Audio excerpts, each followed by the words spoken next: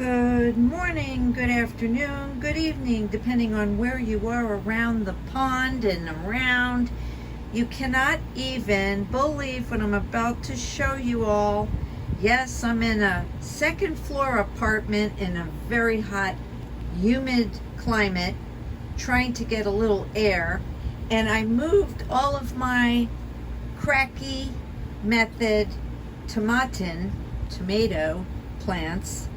And recently, 2 days ago, I took this one out of the water and I put it into soil. Where this one, which is getting pretty tall, but the lights were really low, see those lights? And burnt the top of it. So this is the other day. And then I've got my little lemon tree that I actually, from seed of my lemon juice, where are you? It's here somewhere, okay? That's it right there. It's growing, very slow grower, but at least I'll know what's in that lemon, citrana. Okay, but guess what I found today? Guess what I found? Baby tomatoes. So, thank you, God. Thank you, God. Oh my goodness, this one is in a cracky method. Can you even believe? Wait till I show my sister in California and my sister in Wellington. Oh, my own. And here is the one. Now remember me teaching you about sprouting in the mason jar? This is one of the sprouts in the mason jar, and it is broccoli. And it's here with holding on for dear life. The other ones kind of didn't do so good because what happened was it was far away from me watering, and where I now put aloe. Everyone, you need to have aloe in your garden. God forbid you cut yourself or you are having trouble healing, Thomas. You get some aloe vera right from God. There you go. Can keep it in the refrigerator. And did you know a DIY is making hand sanitizer with aloe? And then you don't have to worry about it coming from China with some stuff in it, if you get my drift. So here we are. I just harvest my basil, and I'm drying it out. I mean, isn't it better, people, that you don't rely on chemicals in your food and you can try to grow it on your own. Last night I had my 5th salad loaded, and I still have more to harvest. But you have to keep growing, okay? Here's my mung bean, another one from Sprouts, this one. It got attacked by aphids, so I'm using neem oil.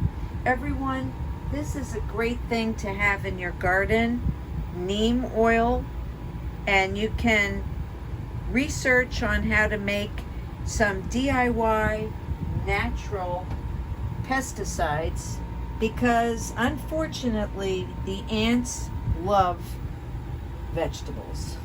They love anything they can get to. But I am so happy about that. And I have one more thing to show you. Well, yesterday I had my first hibiscus after losing them. They are very fussy, people. I lost a whole tree, broke my heart, but I've got them under lights. And here's my second flower. We've got buds coming up. Now you'll ask yourself, well, why is she so into the hibiscus? Because hibiscus tea that you make from the flowers has a lot of vitamin C in it, and it's calming, and it's heart healthy, and it's great in the morning.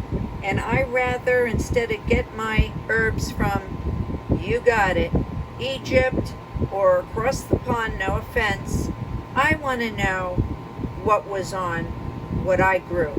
I want to know that it was natural from God. Oh yeah, and by the way, you can see outside that the, what do you call them? The iguanas have attacked the bougainvillea, and it's not coming, it's pretty much dead, and they're going to end up cutting it. But I brought that tree back to life, and I haven't been out there in 2 years. But sadly, iguanas are vegetarians. And, you know, we need to leave them alone. They like buds. They like flowers. Why are we killing everything, everybody? There'll be nothing left. Now, above here is my gorgeous staghorns. These are epiphytes. This is a fern in the fern family. Happy, happy, happy. I don't know what this is, but I lost a lot of it because I found out it needs a lot of water. So the epiphytes, they live in trees, they live in rainforests, and they get their water supply from the humidity. And if you do have them, you don't water them as much. You leave them alone. They like a little Epsom salts bath once in a while. And here you can see a banana peel. But everyone, please beware of the bananas now are shot up with bioengineered ingredients. Let's leave it at that. And you don't want to be eating your avocados or a lot of stuff coming out of Mexico. And look for the words bioengineered. If you don't know what I'm talking about, please visit my BitChute. The last few films that have gone up are on what's in it, and using very famous name brands like Hellmann's, selling out to the World Economic Forum, who does sustainable, clean food now, going all the way to a carbon print, which you will be judged on how you live clean and sustainable. And I would say I've been that way. I've been that way since I was vegan over 10 years ago, but plant-based. But I'm a vegetarian, and I just love growing my own and not using a lot of electricity, using LED clean lights. Okay? And that's my Thai basil. I love anything Aurelias. That was difficult too. I love anything Oriental. Can't tell you why, but I love Asian everything.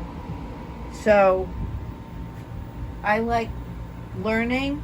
I like teaching. And right now, and you may be interested, leave a comment if you are, I'm going to be making some natural makeup and balms from what I'm growing, and I will teach you about that in the coming months or sooner. But I need containers that don't give off toxic anything. I'm very careful, and I do a lot of research before I do something. And the cracking method, for me, it works. It works. So let's take a look one more time. Is that the cutest or what? Oh, by the way, on the fish, I was going to do a video. I've got them in the 20-gallon, and it doesn't look as pretty as the 40-gallon. And I've got the nitrites perfect with no nitrates. The water is blue, but you have to allow good bacteria to grow. And that's the same with your stomach. You might want to learn how to ferment sauerkraut, which is one of the greatest things you can do for your body, is learn how to do some canning and some fermenting, which will help you during the times where we can't get to a store, where there is a hurricane or a blizzard, and you can do some things in your own apartment to make sure you don't starve, okay? And that's what it's all about. I'm happy to say we had a little rain yesterday, and look at the lake out there. Now you see a lot of the green, which they will come and try to kill. That is good stuff, and I don't want them coming here and putting chemicals in this friggin' lake, because it will kill the fish and kill the environment. And what they're not telling you is that they are destroying our natural resources, and they're doing it through a chemical process and telling you they're not doing it, but they are doing it. And I have been an environmentalist my whole life, and I've been saving animals my whole life. I remember my father coming to Miami and catching his first little snappers, and I was crying because he was killing the fish. I felt for those fish. I'm not kidding you. And that's how I became a vegetarian and later a vegan. I can't stand hurting any living thing. That includes bugs. It's unbelievable. I'm too sensitive, people. Okay, look at that one more time. I'm going to take a freaking picture there. I am so proud of that. Yay! Keep looking up.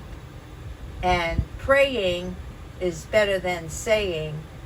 And God is happy when we say thank you for the little things in life. Don't give up. Don't give in. Don't watch the fake, phony, false networks who are lying as the people are crying. Yeah, that's right. Do your own research, make up your own mind, grow your own, and you too can live in a pretty good environment that does not hurt, but it only shows love. Make sure you subscribe, like, and share, because sharing is a form of caring, and that's what it's all about, helping others.